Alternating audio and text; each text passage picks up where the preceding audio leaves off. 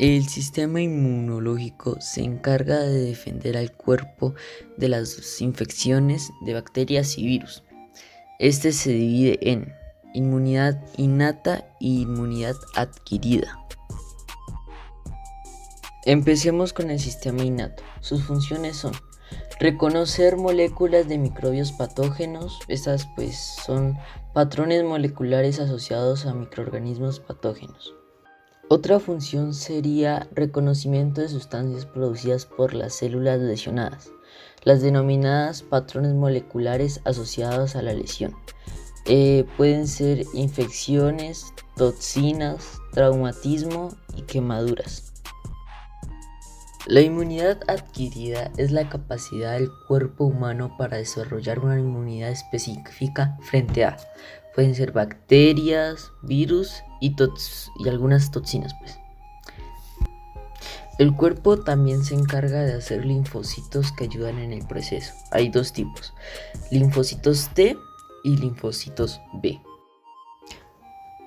Los linfocitos T se originan como los linfocitos B a partir de una célula madre en la médula ósea, pero a diferencia de estos migran al timo para madurar. De ahí proviene su denominación como linfocitos T. Durante el proceso de la maduración, las células T van adquiriendo diferentes moléculas en su membrana, así como por ejemplo todas las células T expresan en su superficie un receptor de membrana de estructura similar a las inmunoglobulinas, conocido como receptor de la célula T. Mediante este receptor, los linfocitos T son capaces de identificar al antígeno de forma específica. Linfocitos T citotóxicos detectan los péptidos presentados por moléculas MHC de clase 1 y destruyen las células infectadas. Linfocitos T cooperadores detectan los péptidos presentados por moléculas MHC de clase 2 y activan otras células del sistema inmune mediante la secreción de citoquinas. Linfocitos T reguladores suprimen la inmunidad al final de la reacción inmune y mantienen la tolerancia a autoantígenos. Y por último, los linfocitos T de memoria se generan después de la activación de los linfocitos T y son los que van a responder a nuevas exposiciones al mismo microorganismo. Los linfocitos B son células especializadas del sistema inmune que juegan un papel importante en las respuestas humoral, el principal mecanismo de defensa contra patógenos que se replican fuera de la célula del huésped, como por ejemplo las bacterias Staphylococcus o Streptococcus. La principal función de los linfocitos B es el reconocimiento de las moléculas extrañas al organismo, llamadas antígenos, y la producción de anticuerpos específicos para neutralizarlas. El primer órgano que tenemos son las amígdalas. Son parte del sistema linfático, el que se encarga de eliminar las infecciones y mantiene equilibrados los fluidos corporales. Las adenoides y las amígdalas atrapan gérmenes que entran por la boca y por la nariz. El segundo órgano que tenemos son los ganglios linfáticos. Son los que producen células inmunitarias que ayudan al cuerpo a combatir las infecciones. Ellos también filtran el líquido linfático y eliminan material extraño, como las bacterias y células cancerosas. Como tercero tenemos al apéndice, que mucha gente dice que es inservible, pero no. Este tipo de tejido desempeña un importante papel en la inmunidad del cuerpo humano. Es el encargado de evitar que se propaguen las infecciones y estimula el crecimiento de bacterias intestinales sanas. Por lo tanto, tal como nos revela Smith, el apéndice cumple función de refugio de bacterias intestinales. Por cuarto tenemos la médula ósea. Es un tejido que se encuentra en el interior de los huesos y que desempeña un papel fundamental en la producción de los componentes de la sangre y de las células esenciales para el buen funcionamiento del sistema inmunitario.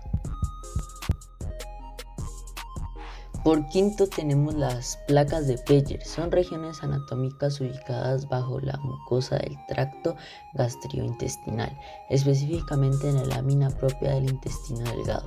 Son sitios de agregación de una gran cantidad de linfocitos y otras células accesorias, por lo que representan parte del sistema inmunitario de las mucosas. Sexto tenemos al vaso, que actúa como un filtro, por así decirlo. Elimina las células viejas y lesionadas y ayuda a controlar la cantidad de sangre y de células sanguíneas que circulan por el cuerpo. El vaso también ayuda a eliminar gérmenes y contiene unos glóbulos blancos llamados linfocitos y macrófagos. Séptimo y último tenemos al timo. Es un órgano linfoide primario y especializado del sistema inmunológico, ubicado cerca del corazón. Dentro del timo se desarrollan y maduran las células T, imprescindibles de la respuesta inmunitaria celular del organismo. El patógeno, o también llamado agente biológico patógeno, es un microorganismo capaz de producir enfermedad o daño a la biología de un huésped, sea animal o vegetal. Bueno, ¿por qué es un patógeno? Porque, como dije anteriormente, causa un daño en el organismo. En este caso, pues da fiebre, da tos y entre otros. Y por eso es un patógeno. Bueno, ¿qué tipo de patógeno es? Es un virus.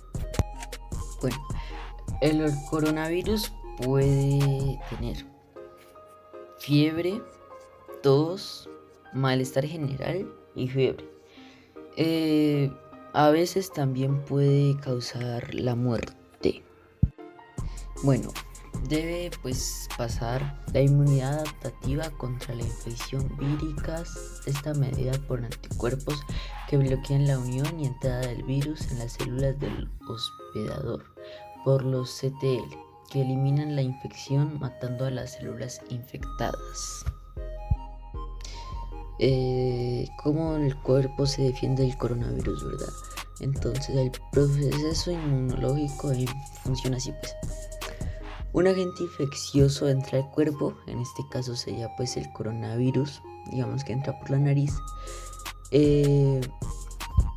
La primera línea de defensa del cuerpo es un grupo de células llamadas macrófagos. Estas células circulan por la corriente sanguínea y en los tejidos del cuerpo, vigilantes de los antígenos.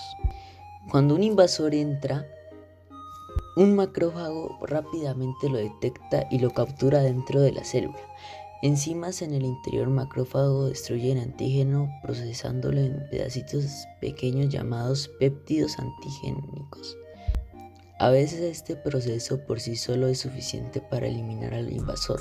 Sin embargo, en la mayoría de los casos, otras células del sistema inmunológico deben unirse a la lucha. Pero antes de que otras células puedan empezar su trabajo, los péptidos antigénicos dentro del macrófago se unen a moléculas llamadas antígenos de leucocitos humanos o HLA. La molécula de HLA unida al péptido, ahora llamada complejo antigénico, es liberada del macrófago.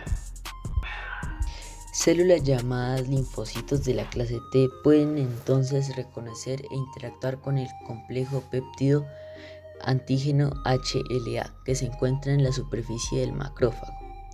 Una vez que dicho complejo es reconocido, los linfocitos T envían señales químicas llamadas citocinas. Estas citocinas atraen más linfocitos y también alertan otros linfocitos de la clase B para que produzcan anticuerpos. Estos anticuerpos se liberan a la circulación sanguínea para encontrar y unir más antígenos, de tal forma que los invasores no se pueden multiplicar y enfermarle. En el último paso de este proceso, una célula llamada fagocito se encarga de remover el antígeno del cuerpo. Sí, porque los linfocitos usarán la memoria inmunológica para que después, si se vuelve a contagiar, ya saber qué usar. Para ayudar al organismo mediante alimentos podríamos usar, pues recomendablemente serían cereales integrales procedentes de granos enteros. Puede ser pan, pastas y arroz integral, ¿verdad? También mm, también se puede ingerir legumbres sin mezclar con cecinas y tratando de incorporar verduras. También puede ser lácteos, eso sería. Supongamos que tú estás contagiado, ¿verdad?